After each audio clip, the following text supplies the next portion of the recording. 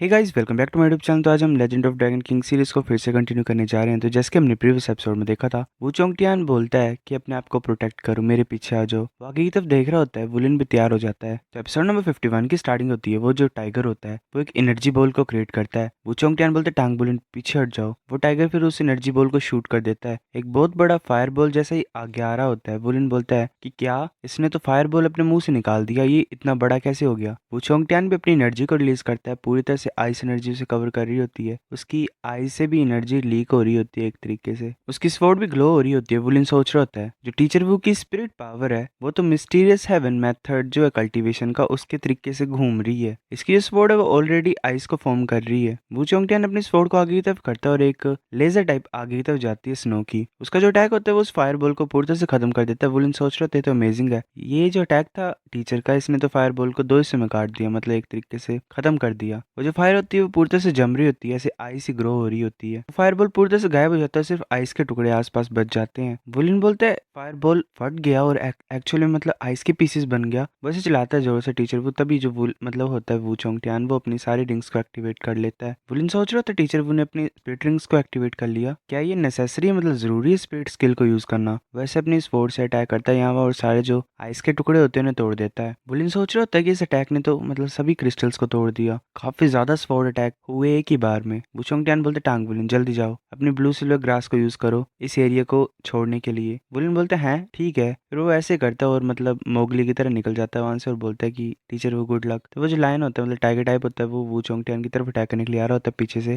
वुलिन सोच रहे थे सही नहीं है, ये तो टीचर के पीछे पहुंच गया। वो जो होता है लायन वो मल्टीपल फायर बॉल्स को शूट कर देता है वू चोंगटियान की तरफ। वुलिन बोलते टीचर वू बस चला रहा होता है और आगे की तरफ देखता है अपनी पर्पल डीमन आइज को यूज करके। उसे वू चोंगटियान दिख जाता है। वो सोच रहा होता है कि मैं देख पा रहा हूँ, बहुत ज्यादा कम देख पा रहा हूँ पर्पल डीमन आइज को यूज करके। टीचर वू ने एक्चुअली में जरा भी इंजरीज को नहीं पाया, मतलब उनकी बॉडी में इतनी लगी नहीं है। ऐसा लग रहा है देखने से कि एक ककून के अंदर है जो चमक रहा है। वेट, ये जो लाइट का ककून है ये तो काफी ज्यादा स्वॉर्ड के टिप से बना हुआ है। वो जो ककून टाइप होता है वो ऐसे ओपन हो जाता है, मतलब लोटस की तरह। कुछ बड़ा ही ज्यादा इम्पैक्ट होता है। वुलिन अपने आइज को क्लोज कर देता है और टाइगर भी कुछ ज्यादा ही शौक में होता है। एक बहुत बड़ा आइस का जो टुकड़ा होता है वो उस टाइगर के आर पार निकल जाता है। फिर ऐसे धीरे धीरे करके सब कुछ शांत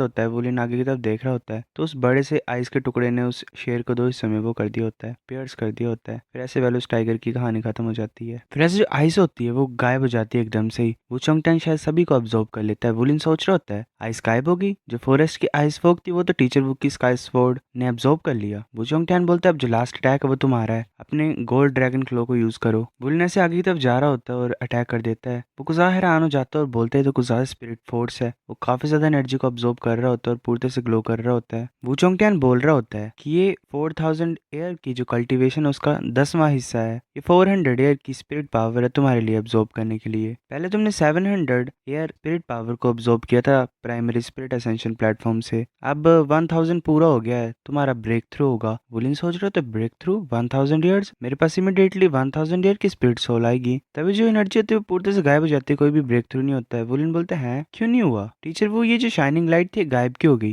वो चोंगटियान बोलता चिंता मत करो, ये जो तुमने जो भी ऑब्जर्व किया है ये बाद में तुम्हें मिलेगा, जब तुम लीव करोगे तो लास्ट में होगी तुम्हारी प्रमोशन। वुलिन बोलता अच्छा ऐसी बात है, मेरे को तो डर लग गया था, मैं ये सोच रहा था कि ये मेरी ब्लड पावर ने ऐसा कुछ कर दिया। वो चोंगटियान बोलता है इंटरमीडिएट स्पिरिट असेंशन प्लेटफॉर्म में अंदर घुसना मुश्किल होता है, तो हम अंदर हैं तो तुम्हें एब्जॉर्ब करनी पड़ेगी जितनी हो सकती है स्पिरिट पावर उतनी। वुलिन बोलता ठीक है। वो चोंगटियान बोल रहा होता है कि जैसा जाओ की कैलकुलेशंस है, तुम्हारी जो बॉडी की एंड्योरेंस कैपेबिलिटीज है वो नॉर्मल पर्सन से ज्यादा ही है, तो इस टाइम तुम अपनी स्पिरिट पावर को 2000 ईयर तक रेज कर सकते हो, बढ़ा सकते हो। वुलिन खुश होता है और बोलते ठीक है। फिर ऐसे ही तभी मतलब वू चोंगटियान वुलिन को पकड़ता है और ऊपर की तरफ कूद जाता है। वुलिन बोलता है ये क्या पॉइजन निडल्स हैं, लेकिन नजर डरावना, मुझे तो पता ही नहीं था, और ऊपर से जो निडल्स टाइप है इनकी जो टॉक्सिसिटी है वो कुछ ज्यादा स्ट्रॉन्ग है। जिस प्लेस को निडल्स ने हिट किया वो तो कम्प्लीटली खराब हो गया है, अगर इसने मुझे हिट किया होता तो मुझे लगता है कि मैं एकदम से स्पिरिट असेंशन प्लेटफॉर्म के बाहर निकल जाता। वू चोंगटियान बोल रहे होते हैं बहुत ज्यादा डेंजरस है, इसको मैं तुम्हारे लिए नहीं बचा सकता हूँ, मैं इसे खत्म कर देता हूँ। वुलिन सोच रहा होता है टीचर की जो थर्ड स्पिरिट रिंग है वो आ गई, और ऊपर से टीचर वू ने पर्पल डीमन आइज को भी सेम ही टाइम पे यूज किया है। टीचर की जो पर्पल डीमन आई है वो तो मेरे से भी ज्यादा अच्छी है। तभी वू चोंगटियान जल्दी से मूव करता है और उस बीस्ट की तरफ जा रहा होता है। वो जो बीस्ट होता है वो देख रहा होता है वू चोंगटियान की तरफ। वुलिन बोलता है कि टीचर वू ये तुम्हारी तरफ ही देख रहा है, ये दोबारा अपने निडल्स को शूट करने लगा है। वो जो क्रिएचर होता है वो ऐसे करने लगा होता है, तभी जो वू चोंगटियान होता है वो आइस में उसे फंसा लेता है। वुलिन सोच रहा होता है किस तरह की एबिलिटी है, आइस ने तो इसे पूरी तरह से फंसा दिया। तो वू चोंगटियान नीचे आता है और अब एक बहुत बड़ी स्वॉर्ड को क्रिएट कर देता है आसमान में। वो अपने एक तरीके से फिंगर से कंट्रोल कर रहा होता है। वुलिन उसे देख के कुछ ज्यादा हैरान हो जाता है। लास्ट में वो अपना अटैक कर देता है वू चोंगटियान, फिनिशिंग फ्रोस्ट आइस सॉन्ग शायद, और वो जो स्वॉर्ड होती है वो उस क्रिएचर के आर पार निकल जाती है। वो बीस्ट ऐसे मरा होता है। वुलिन बोल रहा होता है कि ये जो 1000 ईयर वेनम क्विल पोर्क्यूपाइन है, टीचर वू के सामने ये तो एक सिंगल अटैक को भी नहीं सह पाया। टीचर वू की जो स्पिरिट स्किल है वो कुछ ज्यादा स्ट्रॉन्ग है। वू चोंगटियान बोलता है एक्चुअली में सभी जो स्पिरिट स्किल्स होती हैं वो स्ट्रॉन्ग ही होती हैं, लोगों के ऊपर होता है वो उन्हें किस तरीके से यूज करे। वुलिन बोलता है किस तरीके से यूज करे, क्या मतलब। वू चोंगटियान बोलता है मैं तुम्हें अब बताता हूँ अपने चारों स्पिरिट स्किल्स के बारे में, और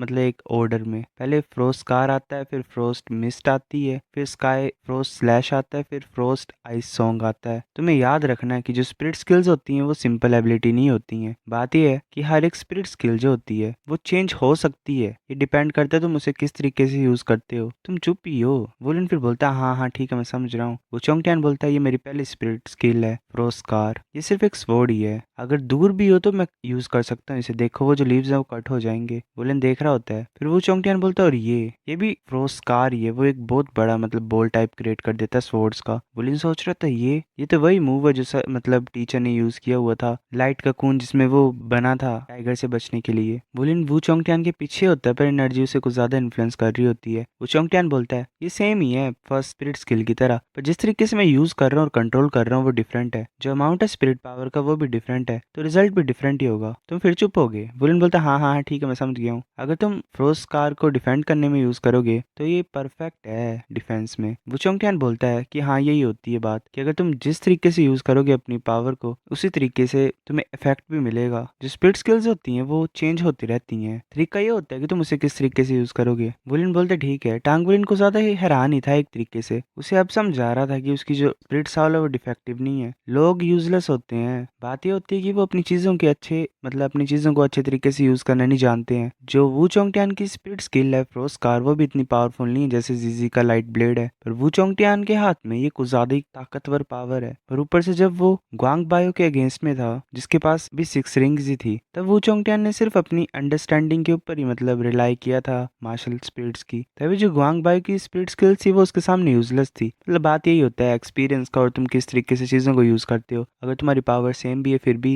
एक्सपीरियंस काफी ज्यादा मायने रखता है। गैप स्पिरिट पावर का नहीं था पर अंडरस्टैंडिंग का था मार्शल स्पिरिट्स में, दोनों साइड्स में। अभी अभी टांग वुलिन के दिल में एक दरवाजा खुल गया था। वुलिन बोल रहा होता है टीचर वो मुझे फीलिंग आ रही है ना, मेंटल पावर का यूज इतना ज्यादा सिंपल नहीं होता है जितना स्पिरिट सोल्स को रखना होता है। वो चोंगटियान बोलता हाँ तुम्हें चलो इस चीज का पता है, इसका ये मतलब है कि तुम चीजों को समझ रहे हो। ऐसे रास्ते में टांग वुलिन और वू चोंगटियान ने काफी ज्यादा क्वेश्चंस को डिस्कस किया स्पिरिट एबिलिटीज के बारे में, साथ में वो आसपास के सराउंडिंग का भी ध्यान रख रहे थे। रास्ते में काफी ज्यादा बीस्ट उनके मतलब आए थे आपस में, उन्हें वू चोंगटियान ने ऐसे ही मतलब इंजर कर दिया और लास्ट में टांग वुलिन ने उन्हें खत्म कर दिया और उनकी स्पिरिट पावर को एब्जॉर्ब कर लिया। वू चोंगटियान बोलता है कि अब तुम्हें ध्यान से मेरे पास ही रहना है, हम ऑलरेडी मिक्स्ड रीजन के बहुत ज्यादा अंदर घुस चुके हैं, इस एरिया में 10,000 ईयर स्पिरिट बीस्ट भी हो सकते हैं, उनकी इंटेलिजेंस को ज्यादा हाई होती है। वुलिन बोलता है इंटेलिजेंस। वू चोंगटियान बोलते हैं कि सबसे डरावने बीस्ट वही होते हैं जिनके पास हाई इंटेलिजेंस होती है। ऐसा बोला जाता है कि उन स्पिरिट बीस्ट के पास जो पावर होती है वो भी कुछ ज्यादा ही खतरनाक होती है। इंटेलिजेंस ही बताती है कि कितनी ज्यादा स्ट्रेंथ को वो यूज कर सकते हैं और निकाल सकते हैं। सोचो खुद ही, जिस टाइम तुमने 100 ईयर डार्क गोल्ड फेयर क्लो जो बियर था उसके साथ फाइट की थी, अगर उसका जो दिमाग होता वो तुम्हारी तरह होता तो